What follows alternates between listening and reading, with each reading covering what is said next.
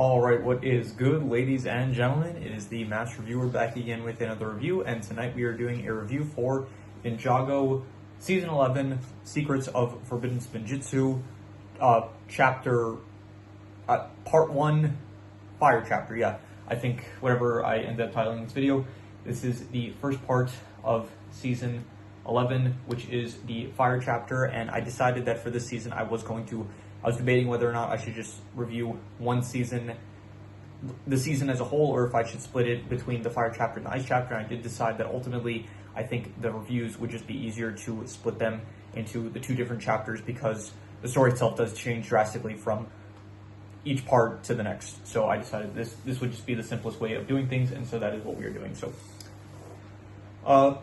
so let us just get into it. So the plot of this season is that, at least the first part of the season, you have that it's not really I would say this. Before this, I'm sorry. This is like, by the time the show got to a point where it's like I felt like, okay, this it feels like we're finally like earlier in Hunted, I did mention how it's like, okay, it does feel like we're kind of extending the show a bit past like what it is, what it felt like it should originally intended to be up until, but at this point, it does kind of feel like, okay, we're kind of just running on fumes at this point, where it's like they don't even, this is the first season where you don't actually have like a threat emerge for the ninja to face. This one, it's like they had, for one, let me just say, there's like filler episodes for the first time in the season, which is a bit of a shame, because up until, even like when you had season 2, like the first half of season 2 with Garmadon just creating whatever problems he needed for the ninja to face with the mega weapon, like at least that was like kind of, I don't know, intending to serve the purpose of the plot of like Garmadon trying to get used to the mega weapon or something, and at least then it was like kind of creative. But now you just have like filler episodes where you're not even following the ninja. It's like you're following Little Nelson that they met at like the hospital in season 6. It's like you're following him being a newspaper boy. There's like a whole episode where there's just like you're just following the newscasters and stuff, and it's like some of it develops the plot slightly, but even so, it's like it should not. Majority of the episode just, it doesn't feel great when the majority of it is filler. But you do have this season, the first like half of the season, even there's not even a threat. But this is the first time the ninja's direct actions actually like create the threat itself, where they're bored and they don't have a mission to go on, so they go on a quest and they end up going through unearthed pyramid where they're going through all these booby traps and stuff, and then eventually they get to the end of the pyramid where they end up freeing Aspira, who's this snake who's from that Wu met when he was a child. And so like this is the first time the ninja themselves are kind of like freeing a threat. And it just doesn't feel very, I don't know, like up until this point, yeah, you actually had like natural threats that would emerge, which I thought was great. And so for the first time, where it's just, you have Aspira, where it's like, yeah, she's a threat, and it's like they do tie it into the lore, which I still think is good. Like anytime they're expanding the lore of the show, I have no problem with, and I do appreciate. However, it does still feel like we're kind of, I don't know, like this doesn't feel like a good way to set it up compared to how they did it in the previous seasons, I would say. So, but yeah, basically the ninja end up freeing Aspira. Aspira ends up stealing Kai's powers, and so she gets entrenched with fire along with her. She uses fire for the rest of her army as well, and it's really quick as well. Because for one, it's 15 episodes. This is the first part of this season, and each episode is only 10 minutes long, which is fine, because like I'm happy that they did 10 minutes. If it was 20 minutes, then this season would be probably extremely boring. But yeah, you do have now shorter episodes, and so I think like honestly they could have probably cut it down to like 12, maybe even 10 episodes per season if they wanted to. Like I think they were trying to justify, okay, we're going to cut the episode lengths down, but because of that we need to extend the episode number. So, and I felt like that just wasn't necessary, and it led to like just them having to pad out the season with some stuff. So but yeah, so they free Aspira. Aspira is now after revenge. She wants to get revenge on Wu, because Wu basically taught Aspira Spinjitzu, and then Aspira, kind of being evil, used Spinjitzu to take over her Serpentine tribe, and she was planning to take over Ninjago as well. But then Wu found out about this, and him, with the help of Garmadon, they ended up defeating Aspira using the secrets of Forbidden Spinjitzu. And so that happened in the past, and now Aspira is out for revenge. She wants to take revenge on Wu by banishing him to the Neverrealm, which is the most distant of all the realms. So once again, more lore expansions, which I do appreciate. Always fun to have that in any season, no matter what it is always good. Usually, well, I mean, from what I remember, I don't remember any case where there was a lore expansion that I didn't like. So yeah, that is good. And so, yeah, that's the season. Basically, that's the first part of the season where basically the ninja are trying to stop Asphira, and they end up learning like what happened with her and Wu. And yeah, so that's basically the first half of the season in a nutshell. And then by the end, Zane manages to use the scroll Forbidden Spinjitzu to defeat Asphira, but in the process, Asphira manages to banish Zane to the Never Realm. And then the final episode is the ninja basically fighting Wu himself, because Wu wants to go save Zane on his own in the Never Realm, but then the ninja say, like, no, we have the better chance of saving him, and so they go instead. But Wu kind of lied to them, saying that Traveler's Tea could get them back to Ninjago, but he lied, and that isn't actually the case, and Traveler's Tea won't help, and so that's basically where the season ends. It's like left on a cliffhanger, kind of.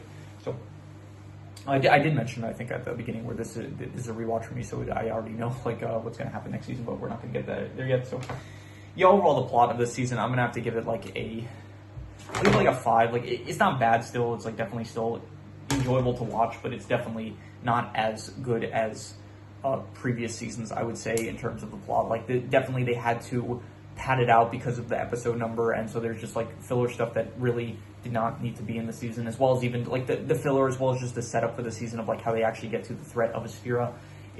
Or even Asphira herself. We'll transition into the characters with that. Asphira herself, she's not really one of the best villains. Like, you already had ever since Iron Baron. Like, Iron Baron was not really a very like ever since you got to Iron Baron, like even arguably in Sons of Garmadon, like Sons of Garmadon, you still had like Mr. E and stuff, and Harumi, I guess she was a good villain and stuff. And then you get to Iron Baron, who definitely feels like a villain that does not have the flair and the motivation, stuff like the stuff that the previous villains had, which they had like a vibe to them. They had like actual threat potential. Like, they actually felt like real threats in one way or another.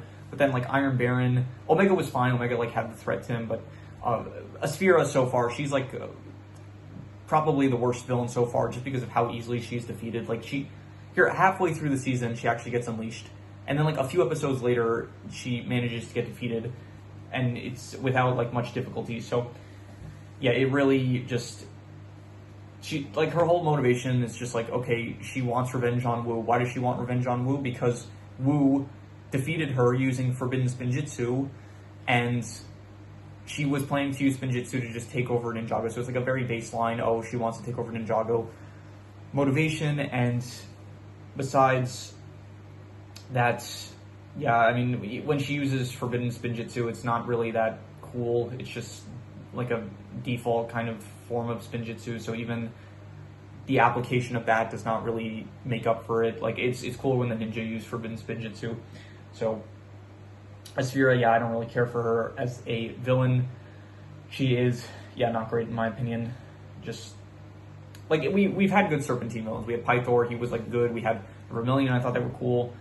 I don't know, she just feels, like, very bland. Just, okay, she wants revenge on Wu because he stopped her from taking over Ninjago, and she gets defeated really easily, and she's got nothing really cool about her. Like, she's not a Jin, she's not like a master manipulator like Chen, she's not a ghost like Moro or anything like that. She's just another Serpentine with, like, that's slightly, probably the strongest Serpentine that we've seen up until this point, but even so, it's like, she's a witch, I'll say that, she's a witch, and she can kind of levitate stuff at points, but even so, it's not enough to really, I don't know, she doesn't have the flair that other villains have, it feels like. Even Iron Baron was still, like, manipulative, and so he was, like, kind of, you know, even if he wasn't as good as previous villains, it's like he was still cool with, like, his manipulations and stuff. Harumi, she was, like, deceived the ninja, betrayed Lloyd and stuff. Omega, like, not really having a lot of personality, he was still, like, he had, like, no personality really, Omega, but he was, like, all substance, like, or maybe it's the opposite. No substance, but, like, all presentation-wise. Like, Omega was, like, a really cool, he was, like, the leader of the Only and stuff, so at least that kind of makes up for it. But then it's, like, Asphira, she just, like, I don't know, even her personality is, like, she tries to act threatening and stuff, and it's not completely on her, because at this point in the show, this is, like, where, it's no longer, I think, the original series, technically. I think this is a new series of Ninjago that we're getting into here, and it does feel, like, more kid-friendly that they're trying to, like, switch the show to, and so, because of that, it does kind of undercut some of the villainous nature of Asphira, I guess. Maybe that's the case. So, yeah, Asphira I didn't really care for. The other ninja, though, they're fine. I have no problem with any of the others, you know. Lloyd J, Kai this season, he has a bit of focus because he ends up getting his powers taken away. which was fine. He has like this whole arc of he feels useless because he doesn't have powers, but then he learns like, oh no, just because you don't have powers doesn't mean that you're useless and stuff.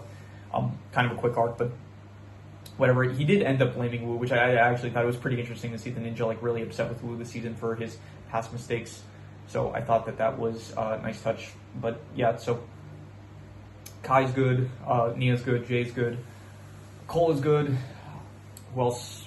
Zane is good as well. Zane is the one that is like having the visions at the start, and then towards the end he ends up being the one to get sent to the Never Realm. That leads us to the second part of the season. And yeah, Pixel's also good. Yeah, all good characters really, except for Spear. I don't really like Spear that much. And besides them, there is Clutch Powers, who I'm pretty sure there are Lego video games based on Clutch Powers, and so he is an actual character in this season, and he's fine. I don't really have too many strong opinions on him. I think Dareth makes a brief cameo. You have like Gale Gossip. There is, once again, I did say there was filler episodes, so you do have like a lot of characters I just don't care for. Nelson, as well as the news TV crew. It's like, you know, there's some, they're meant to be like comedic and stuff. It doesn't really work too well. The police commissioner is in this once again, so I don't really have any strong opinions on any of the new characters. And yeah, overall, I'll give the characters, I'll say like, I'll go a solid, I don't know, I'm going to be kind of harsh. I'll go like a 6 out of 10. I'll say above average because the core ninja are still good, as well as Wu. I do like Wu, actually. Wu does have a lot of emphasis this season, and all the ninja feel like a lot more expressive in the season, probably because they are trying to aim it more towards like a child-friendly audience, kind of. So I'm assuming more expressive ninja kind of appeal more towards kids. So yeah, I will say that is, I guess, an interesting, like, kind of, the ninja like kind of feel a bit different, so it does kind of feel fresh in that sense. So in terms of the settings, you do have the desert area where they do end up going into the pyramid, and besides that area there is, let's see here, there's Ninjago City, which is on fire a lot this season, but it never gets to a point where the fire actually feels like a real problem or a threat. So that is, it's another situation that I mentioned in the past of like, okay, Ninjago City is being taken over by a large threat, whether it's the Overlord, whether it is, what else did we have? The Overlord, Garmadon, the Sons of Garmat, whatever it is at the time. But it's one of those situations where it's like, yeah, Ninjago is being taken over, but you don't really have any actual danger involved usually. Like the actual presence of the threat isn't felt. Like, once again, I always come back to the season 2 of Ninjago. I think they got it right when the Overlord took over Ninjago City. It was all dark, it felt all bleak and stuff. And yeah, you don't want to exactly copy it, but you should try to get at least kind of close with like the feeling of like dread and like, oh, there's impending doom coming, which I did not feel at all this season. So, but yeah, the monastery is nice, I guess. Monastery is cool to see it, and so the monastery was good. I guess the pyramid was also kind of cool. I guess it's kind of a different setting that we haven't seen up until this point. So the pyramid, the monastery, Ninjago City I didn't care for. There is the Adventurers Club, I think the Explorers Club, that was fine, I guess. So overall, I'll give the settings like I'll go like a 6.5, I'll say. I think that they were good settings, so yeah. In terms of the art style, once again, this is, I think at this point we're in a different show, so the art style does look a bit more kid-friendly than it did in the last season, which I do think is a bit of a negative. I did kind of like how it looked in the original series a bit more. Now that it's getting a bit more kid-friendly, I just kind of prefer the original that I grew up with more so maybe it is a bit of nostalgia bias, but even so, like, it doesn't change drastically. Like, this art style is pretty, like, very, very similar to the last one, but it just feels a slight bit more kid-friendly. I will say, not in terms of art style, but the animation is a lot more fluid at this point, which I do kind of like, so that is nice to see. But overall, I'll give the art style, I will say, 6.5, I'll say good. So pretty similar to, like, some of the previous seasons I gave. In terms of the action, once again, it is pretty fluid, which I do appreciate, and I do like the season. Anytime they introduce a new weapon or a new item that gives the ninja special powers, whether it's the Oni masks, I guess in that case it's not the ninja, but the Oni masks, the Sword of Sanctuary, the Time Blades, the Staff of Elements, anytime there's like a new weapon or item that gives ninja or just any character unique powers, I always think that it's pretty cool. So in this case, the Scrolls of Forbidden Spinjitzu, which give the ninja or the user that uses Spinjitzu, it gives them basically a buff version of Spinjitzu. I think that's cool. Not even just that, but their powers in general get an extreme buff. In the case of Zane, towards the end, it's a bit showcased, and spoilers alert, it is going to be a major focus in the next season, so I do think that the action is pretty cool in that sense, but besides that, there isn't really too much action, except for the few moments of forbidden Spinjitzu that the characters do end up using. So overall, I'll give the action a solid 6.5, I guess. Good action, but I do kind of wish we saw a bit more, and yeah, that's pretty much what I'll say about that. In terms of the theme of this first half is fire. This is the fire chapter, so there is a big emphasis on fire, and it is probably, out of every season that we've had so far, it is probably the most basic theme that we've had, like up until this point.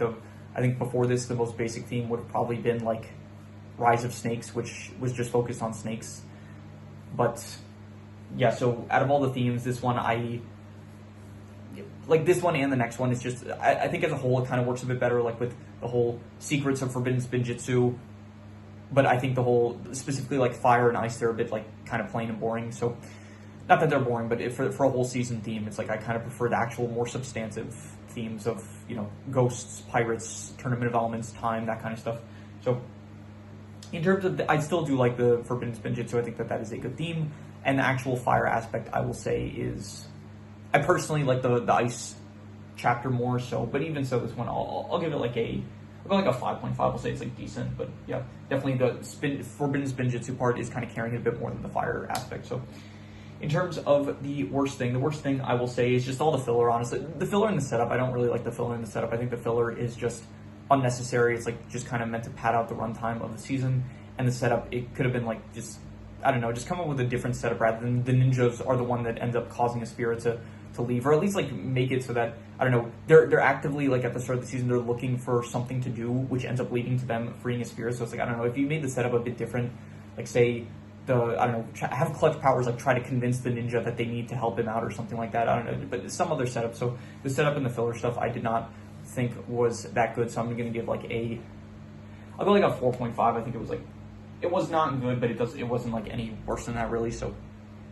like it's still fine. I guess it feels kind of, I don't know about lazy, but it's just, I don't like it that much, but not to the point where I would give it lower than that. So, and the filler, like, even if I didn't like the filler, there were like moments in the filler episodes that I thought were fine, but it's just overall, I don't really like when the show is filler. So in terms of the best thing, I will say the best thing was probably all the moments with the actual Scrolls of Forbidden Spinjitzu. I thought that was cool. I would probably give it very good, honestly. 7.5 I would give it. I thought that, yeah, it was very cool to see the Forbidden Spinjitzu moments. I thought they were cool. Whether the ninja used it, whether it was in the backstories, all that stuff, all those moments I thought were very good. I would say so, 7.5. And yeah, that is all the categories. So I'm going to do the calculations. So King Crimson. All right, so it ends up coming out to exactly a 6 out of 10, which would be above average. And I think that is about what I would give it. I would say that it's still an above average season. It's by no means bad. And I don't think any of these seasons, to be honest, are bad of Ninjago. But I will say that out of all of them, this is probably the weakest one so far. But even so, it's still above average, I would say. It's still a 6 out of 10. You know, it's Ninjago. It never gets, like, terrible. But, yeah, 6 out of 10, I would give it above average. And, yeah, that is pretty much all there is to it. So if you have any recommendations, any shows, movies, video game stories, anime, manga, web series, anything that you want me to review, leave it in the comments, and I will maybe possibly check it out. But with that said, that is pretty much all there is to it. So let's leave it at that.